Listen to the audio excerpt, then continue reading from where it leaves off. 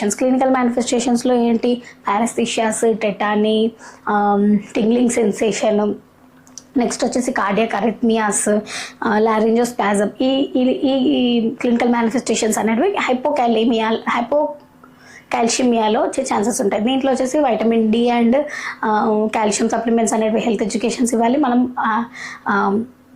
Administration of calcium gluconate, that is 10% calcium gluconate అనేది administration చేసిన ఈ హైపోకాల్షిమియాని మనం ట్రీట్ చేసే ఛాన్సెస్ ఉంటుంది.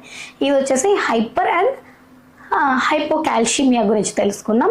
నెక్స్ట్ హైపర్ కెలీమియా అని అంటే ఏంటి అని అంటే it is also condition where the electrolyte imbalance in which the potassium, hyperkalemia అంటే పొటాషియం కాన్సన్ట్రేషన్ అనేది higher than the normal. Potassium concentration అనేది higher than the normal 3.5 to 4.5 mg/dl కంటే ఎక్కువగా ఉంటే మనకి హైపర్ కెలీమియా అని అంటాం. ఏంటి, same it is a condition of electrolyte imbalance which the potassium concentration in the blood and the serum will increasing, అంటే higher than the normal, that is 3.5 to 4.5 mg/dl. ఇది వచ్చేసి milli equilibrium per litre, mg/dl కాదు, milli equilibrium per litre potassium concentration అనేది 3.5 to 4.5. దీనికంటే higher than the normal ఉంటే hyperkalemia అని అంటాం. దీంట్లో వచ్చేసి same etiological factors, signs and symptoms and treatment గురించి తెలుసుకుందాం. ఇటియాలజికల్ ఫ్యాక్టర్స్ ఏంటి, దీంట్లో వచ్చేసి యాసిడోసిస్ ఉన్నా, రెస్పిరేటరీ అండ్ మెటబాలిక్ యాసిడోసిస్ ఉన్నా కూడా హైపర్ కెలీమియా ఉంటే వచ్చే ఛాన్సెస్ ఉంటాయి.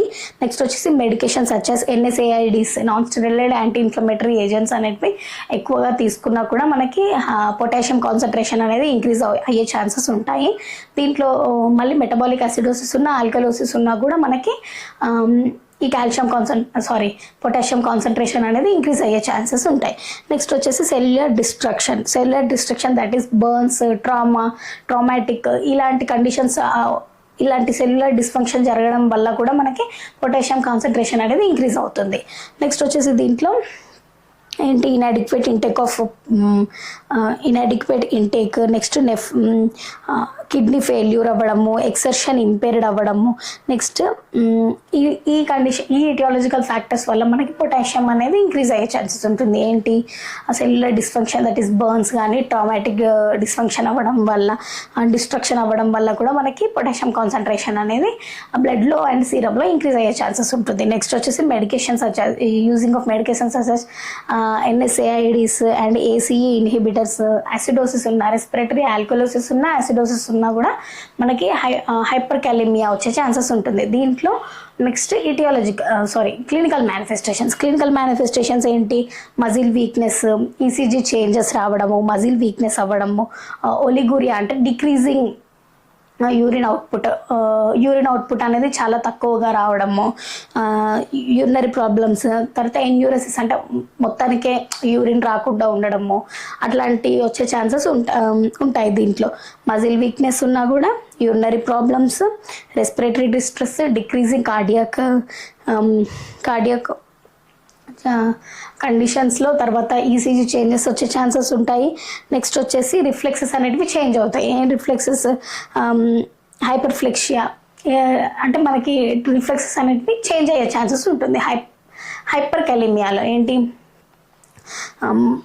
Muscle weakness, urinary problems such as that is oliguria and oliguria వచ్చే ఛాన్సెస్ ఉంటుంది, అయూరియా వచ్చే ఛాన్సెస్ ఉంటుంది. నెక్స్ట్ వచ్చేసి రెస్పిరేటరీ డిస్ట్రెస్ ఉన్నా కూడా మనకి రెస్పిరేటరీ డిస్ట్రెస్ వచ్చే ఛాన్సెస్ ఉంటాయి. ఇది వచ్చేసి మనకి హైపర్ కెలీమియాలో ఉంటుంది. దీంట్లో వచ్చేసి ట్రీట్మెంట్ ఏంటి అని అంటే రెడ్యూసింగ్ డైటరీలో మనకి పొటాషియం కాన్సన్ట్రేషన్ అనేది తగ్గించాలి.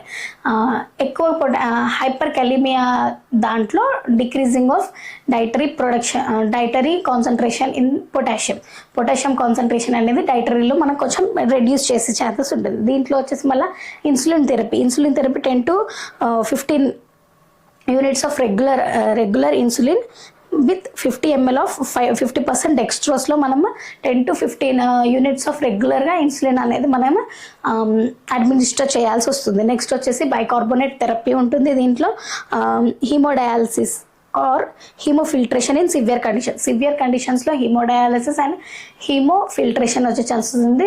నెక్స్ట్ వచ్చేసి హైపోకెలిమియా అంటే ఏంటిది? Same in which it is a condition of electrolyte imbalance which the potassium concentration is less than the potassium concentration in the blood and the serum is less than the normal, that is hypokalemia. దీంట్లో ఏంటి normal range ఏంటి 3.5 to 4.5 mg 3.5 to 4.5 milli equilibrium per litre. దీనికంటే less than normal ఉంటే మనము hypokalemia అంటాము. దీంట్లో వచ్చేసి etiological factors, clinical manifestations and treatment గురించి తెలుసుకుంటాం. ఇటియాలజికల్ ఫ్యాక్టర్స్, ఇటియాలజికల్ ఫ్యాక్టర్స్ వల్ల మనకి పొటాషియం కాన్సన్ట్రేషన్ అనేది మన బ్లడ్లో అండ్ సీరంలో ఏ కండిషన్స్ వల్ల మనకి డిక్రీజ్ అవుతుంది అని అంటే, ఫస్ట్ వచ్చేసి వామిటింగ్స్, డయేరియా, అంటే ఫ్లూయిడ్స్ అండ్ ఎలక్ట్రోలైట్స్ అనేటివి మనం వామిటింగ్ డయేరియా వల్ల మొత్తం బయటకు వచ్చేస్తుంది. కాబట్టి మనకి పొటాషియం కాన్సన్ట్రేషన్ అనేది డిక్రీజ్ అయ్యే ఛాన్సెస్ ఉంటుంది. Mainly vomitings and diarrhoea. తర్వాత రీనల్ డిజార్డర్స్ ఉన్నా కూడా, కిడ్నీకి సంబంధించిన డిజార్డర్స్ ఏమున్నా కూడా మనకి పొటాషియం కాన్సన్ట్రేషన్ అనేది డిక్రీజ్ అయ్యే ఛాన్సెస్ ఉంటుంది. నెక్స్ట్ వచ్చేసి కుషింగ్ సిండ్రోమ్ ఉన్నా కూడా మనకి పొటాషియం కాన్సన్ట్రేషన్ అనేది వాళ్ళకి కొంచెం తక్కువ ఉంటుంది. నెక్స్ట్ వచ్చేసి low calorie diet, very low calorie diet తీసుకున్నా కూడా మనకి పొటాషియం కాన్సన్ట్రేషన్ అనేది బ్లడ్లో డిక్రీజ్ అయ్యే ఛాన్సెస్ ఉంటుంది.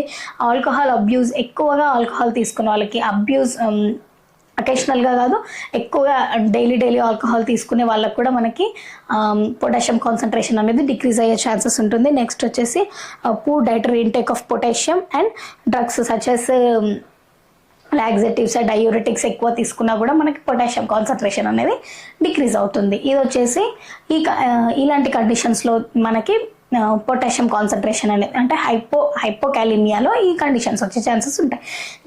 ఏంటి వామిటింగ్స్ ఉన్నా, డయేరియా ఉన్నా కూడా, రీనల్ డిజార్డర్స్ ఉన్నా, కుషింగ్ సిండ్రోమ్ ఉన్నా, prolonged use of diuretics, laxatives ఎక్కువ యూజ్ చేసినా కూడా, ఆల్కహాల్ అబ్యూజ్ ఉన్నా కూడా, నెక్స్ట్ వచ్చేసి poor dietary intake of potassium తక్కువగా తీసుకున్న తర్వాత లో క్యాలరీ డైట్ ఉన్నా కూడా హైపోకాలిమియా వచ్చే ఛాన్సెస్ ఉంటాయి. దీంట్లో వచ్చేసి సైన్స్ అండ్ సిమ్టమ్స్ ఏంటి?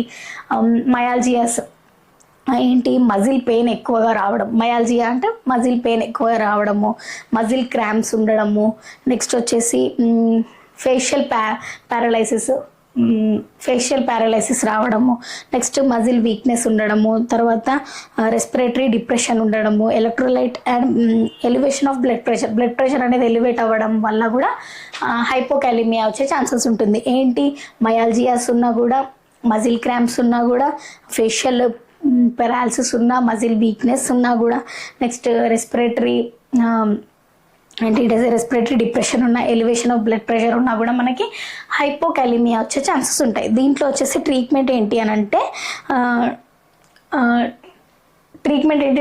డయేరియాకి, వామిటింగ్కి అండర్లైన్ ట్రీట్మెంట్ అనేది ఇవ్వాల్సి వస్తుంది. నెక్స్ట్ వచ్చేసి potassium contained food should be recommended.